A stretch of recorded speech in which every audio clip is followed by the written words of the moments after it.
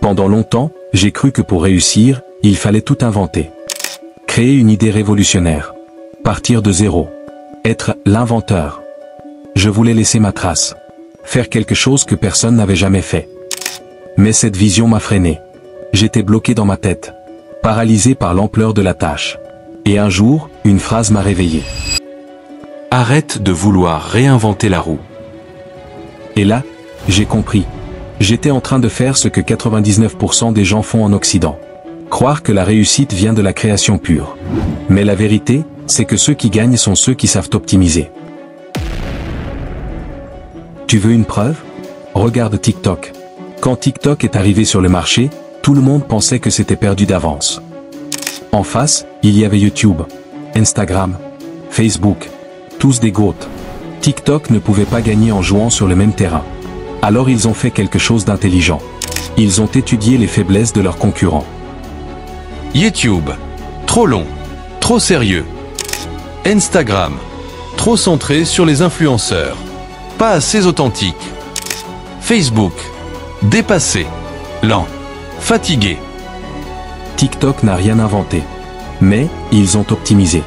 Ils ont pris le concept de la vidéo, l'ont raccourci, boosté avec un algorithme ultra puissant. Et surtout, ils ont compris le pouvoir des boucles addictives. Résultat. Là où YouTube a mis 13 ans pour atteindre 2 milliards d'utilisateurs, TikTok a mis seulement 4 ans. Parce qu'ils ont fait mieux, avec moins. En allant droit au but. Et tu sais quoi? Netflix, c'est pareil. Dans les années 80, on louait des cassettes VHS à la vidéothèque. Fallait sortir de chez toi. Ramener la cassette à temps. Éviter les amendes. Espérer que le disque ne soit pas rayé. Netflix n'a rien inventé. Ils ont juste observé toutes les galères du système et se sont dit. Comment on peut rendre ça simple, fluide, moderne? Ils ont pris le modèle de location. Ils l'ont optimisé. Ils l'ont digitalisé. Et ils ont proposé un abonnement mensuel sans contrainte. Résultat. Netflix est devenu la plateforme de streaming numéro 1 dans le monde. Pas parce qu'ils ont inventé, mais parce qu'ils ont amélioré. Et là, tu vois le lien avec la Chine. La Chine aujourd'hui, elle fait exactement ça avec l'intelligence artificielle.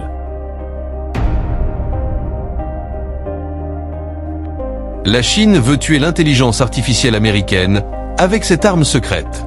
Silencieuse, implacable. Une vérité que personne n'ose admettre en Occident. Cette arme pourrait devenir ton plus grand atout, si tu sais comment l'utiliser. Tout s'est joué en une journée. 600 milliards de dollars. C'est la somme que Nvidia a perdue en bourse. Un effondrement brutal. Le plus grand crash de son histoire. Comment une seule entreprise chinoise a pu provoquer ça? DeepSeek. Une intelligence artificielle open source. Aussi performante que ChatGPT. Entraînée avec 10 fois moins de ressources. Mais attends. C'est quoi ces ressources? Ces ressources, ce sont les GPU. Un GPU, c'est une puce ultra puissante utilisée pour exécuter des milliards de calculs en parallèle. C'est le cœur de l'intelligence artificielle moderne. Et aujourd'hui, Nvidia est le leader absolu dans ce domaine. Toutes les grandes entreprises d'IA dépendent de leurs cartes graphiques pour entraîner leurs modèles. OpenAI. Plus de 100 000 GPU pour entraîner GPT-4. Coût estimé. Plus d'1 milliard de dollars. Google. Même combat. Des milliers de puces surpuissantes. Budget estimé. 2 à 3 milliards de dollars pour Bard et Gemini. Meta. Plus de 600 000 GPU prévus d'ici 2025. Investissement massif de 30 milliards de dollars. Et puis DeepSeek arrive. 2048 GPU. 55 jours d'entraînement. 5,6 millions de dollars.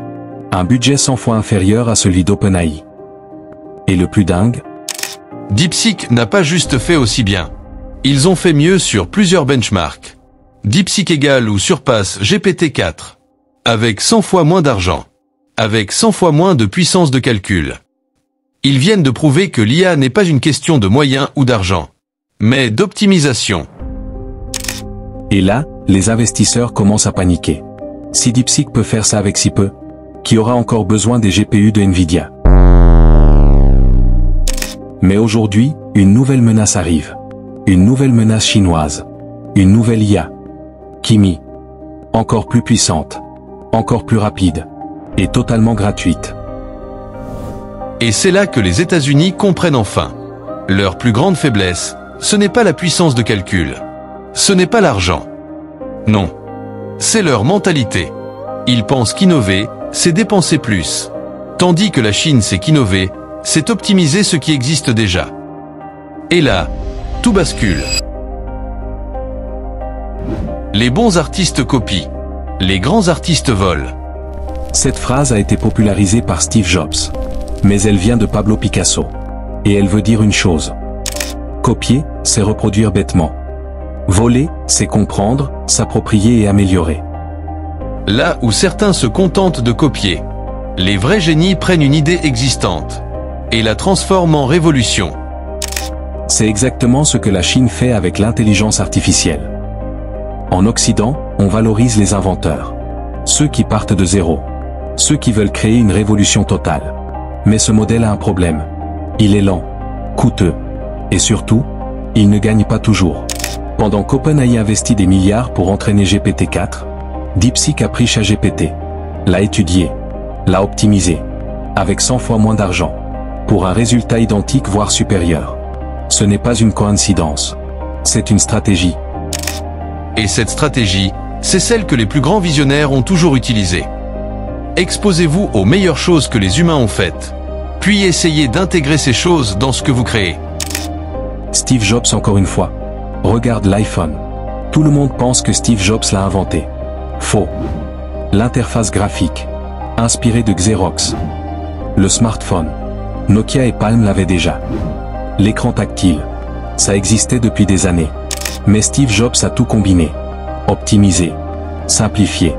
Et transformé en révolution. Résultat. L'iPhone est devenu l'objet technologique le plus influent de l'histoire. Ce n'est pas celui qui invente qui gagne. C'est celui qui optimise et exécute à la perfection. Et ce phénomène ne s'arrête pas là. Tesla. Ils n'ont pas inventé la voiture électrique. Elle existait déjà depuis un siècle. Mais ils ont corrigé les 3 gros problèmes. Trop cher. Pas sexy. Pas d'autonomie. Résultat. Entre 2021 et 2022, Tesla valait plus que les 10 plus grands constructeurs automobiles combinés.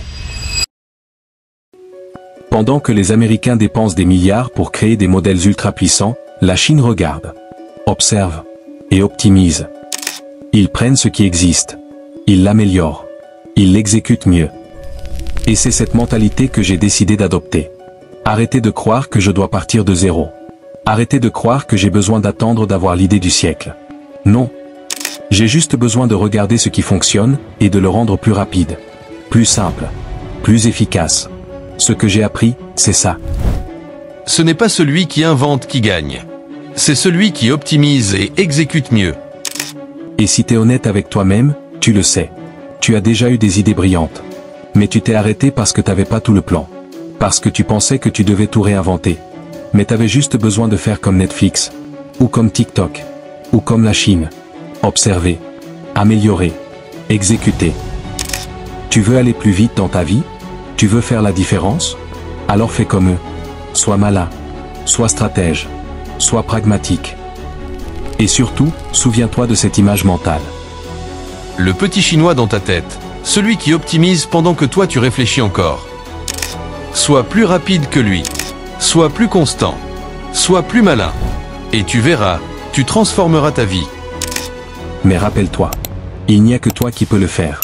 Il n'y a que toi qui peux faire le choix de devenir cette meilleure version de toi-même. À la prochaine pour une nouvelle vidéo.